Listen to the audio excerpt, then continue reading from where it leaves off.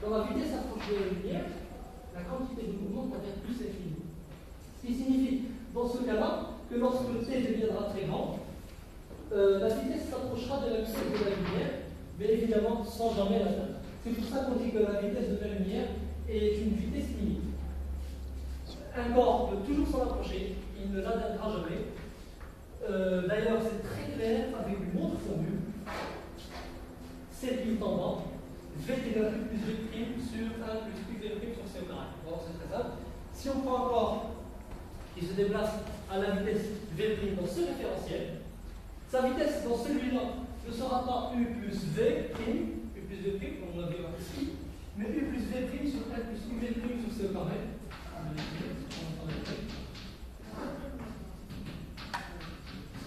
Alors évidemment, si U et V' sont très petits, ce terme sera négligeable et on aura V à peu près égal à U plus V'. Là c'est clair. Mais si U et V' deviennent très grands, là le terme commence à intervenir. Alors, ce qu'on peut voir, c'est qu'à cause de ce terme, quel que soit U et V' compris entre 0 et C, V sera toujours inférieur ou égal à C. Ça a un lien avec la constance de la vitesse de la lumière. Si je prends un rayon lumineux qui se déplace à R', sa vitesse V' sera égale à C. D'accord? Et si je remplace là-dedans, eh bien ça me donne V égale à C. Tout simplement. Comme j'ai dit, la vitesse de la lumière est constante dans tous les référentiels. Et là, la formule le prouve de manière assez simple. Remarquez qu'elle ne dépend pas de U. C'est ce qui a dérouté les physiciens au début, vous voyez? Bon, dernier aspect intéressant de la relativité restreinte, la fameuse formule E est égal à mc2. Donc on est tous, mais si on ne connaît pas sa signification. Donc, la formule est vraiment très simple, regardez. On a l'énergie d'un corps en relativité restreinte, c'est pas un demi de mv carré, mais gamma de v fois mc carré. Si la vitesse devient très petite, on obtient mc carré plus un demi de mv carré plus des termes négligeables en v carré. Ça c'est la formule classique non relativiste qu'on connaît tous. Et ça c'est un terme très nouveau qui nous dit que pour v est égal à 0, E est égal à mc carré. Donc, même au repos, un corps de masse 1 possède une énergie égale à E est égal à m fois c au carré, c'est la vitesse de la lumière. Une énergie proportionnelle à la masse d'onde.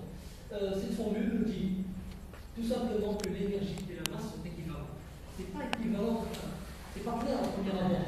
Mais d'autres expériences prouvent que l'énergie peut devenir de la masse et vice-versa. On va voir ça plus tard en mécanique quantique. Pour la mécanique quantique, il faut revenir au problème du corps noir. Mais il faut prouver d'abord l'existence des photons. Les photons, comme tout le monde le sait, c'est ce qui compose la lumière. Alors, les physiciens ont montré que la lumière est plus longue, ça c'est clair. Mais avec le problème du corps noir, on a vu que le modèle n'était pas vraiment valable.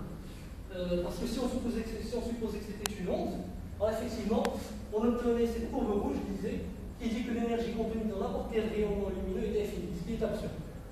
Pour résoudre le problème, Max Planck, le physicien allemand, a supposé que l'énergie de la lumière était transportée sous forme de paquets. Ce n'est pas vraiment ce qu'il a supposé au début. Lui, ce qu'il s'est dit, c'est à l'interface avec un corps, en l'occurrence les bords de la cavité métallique que j'ai décrit tout à l'heure, lorsque la lumière frappait la cavité, l'énergie ne passait pas de manière continue, mais de manière discontinue, c'est-à-dire par paquet, par petit paquet. Ça arrivait d'un moment à l'autre.